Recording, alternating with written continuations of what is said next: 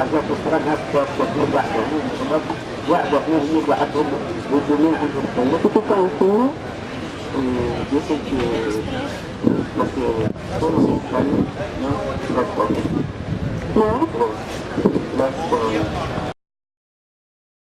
Art is a space of freedom till you find the frontier, till you find the border, where when the freedom stops.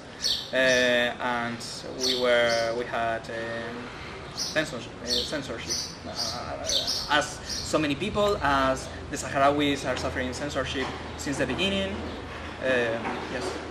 What I was doing was to use the words by Giorgio Agamben, the philosopher in Homo Sacer, and I cannot translate it. It's very difficult. But what he proposed in Homo Sacer in this book is that we need to. It's a book about the camp, the concentration camp, the refugee camps, the camp as a place where the status of the body change. When you are not a citizen, but you have a different status, and where you don't have any right. You are just nuda vida. What he defines. He talks about this difference. In Greek, or in Old Greek, I don't talk contemporary Greek. There is the difference between the bios and the Zoe. Bios and Zoe. Maybe it's... No, that one is to talk about life. There are these two words. One is the organic life, the natural life, the organic process, and that's the bios. And it's the zoes, and the bios is the social life. And he talks. So the life in the city, the life as citizens, the life in a social space with rights. And he defends that in the camps, in the space of the camps, the bios disappears and there's only Zoe, only nuda vida. And one of the things we did in our discussion with Sahrawis was try to go outside the more local discourses about Western Sahara and to try to create connections with other situations. For example, to study the economical support of Morocco, the economical reasons because Morocco is occupying Western Sahara. We did a very interesting work with Matthew Galloway, who is a New Zealand artist.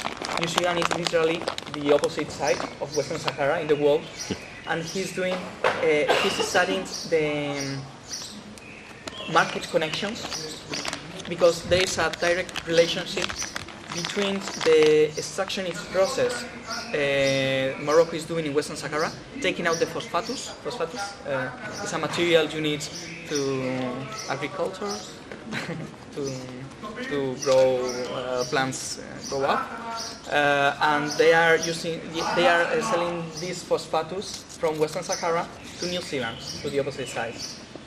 So we start to think, to see, to watch these small details, trying to understand the Western Sahara problem not as a local situation. Sometimes it's presented as a problem in the decolonization process. We think it's not. The situation of Western Sahara is not a problem. It's the perfect way capitalism, neoliberalism is working. Is working perfectly, so Western Sahara is occupied and the people are refugee camps. So a real problem is not a particular situation, but a global system.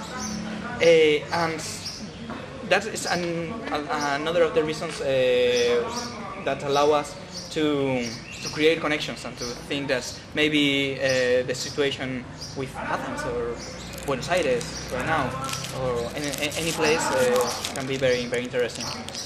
And the proposal by Agamben is to stop thinking our social architecture, the place where we are, as cities, but as camps with the form of cities.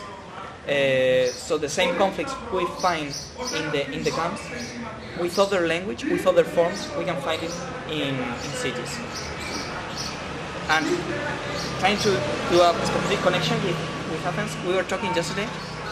We talked about different kinds of things, but one of the things was what happened in 2012, no?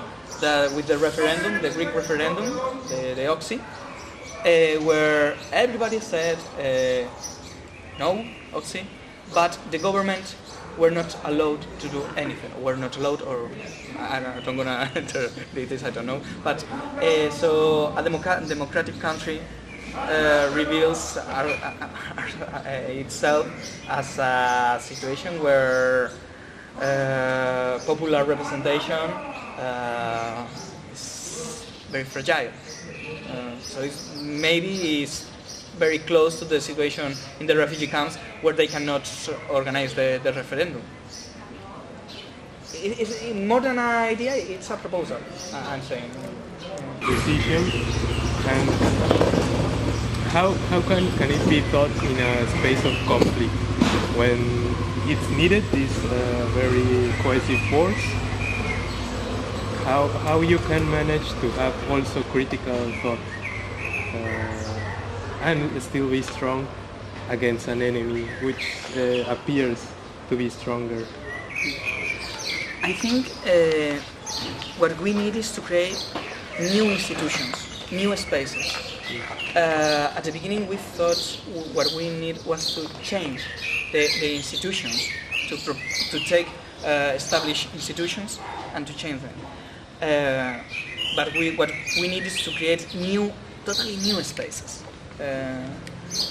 And one of the things I thought was the connection with Athens and with Documenta is because I'm sure Adam's think I never said it's fine, something like that, the curator, and all the curatorial team, and of course Preciado, the creator of the public program, they have all very good intentions, and they are doing everything they can with this decolonizing process, this approach to have a real learning from Athens. But they are working in Documenta, and they are inside a very limited institution. That's what I think. I don't know very well. But we think this because the experience we had with Artifariti, because it was impossible for us to keep working inside Artifariti and to change Artifariti. We need to create another institutions and different spaces. And I think that at the beginning, in 1975, there was a clear gender separation. The Sahrawi men stay in the front in the war, and the women went to the went to the Hamada, which is the name of that zone of Algeria, and they built and organized the camp and the life in the camps. And for 15 years of war, the camps were organized by the women as a real autonomous zone, with a lot of international support, but all the organization was Sahrawi.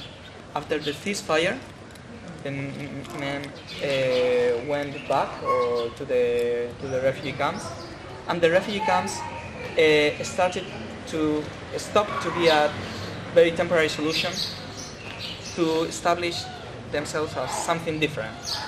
And the NGOs enter in the camps, or they were there, but they enter strongly and started to take all the organization. But I think that is something. So the Sahrawis lost autonomy in that moment. But I think I don't know very well how to understand this. I know this happened because you can see the stories, the numbers of all NGOs, and all the numbers. But it's very difficult to do an interpretation and to understand why. I think the reason is not related directly to the Sahrawi situation, but what was happening in the world in that moment, in 1991, after Soviet Union down, the moment capitalism was the only solution, the war in the Gulf. The Gulf War, yes. I was trying to do another translation. Yes. I think it's, I don't know how to do an interpretation, but I think it's linked with other things. And it's very linked with the transformation in the Western world, because Western world started to be very focused in the NGOs and sending support. That okay, it's fantastic, but at the same time they changed the status of the refugee camps, and now the NGOs are also trapped. You know, people cannot be there to see what is happening in specific places. Mm-hmm. So there is a big problem of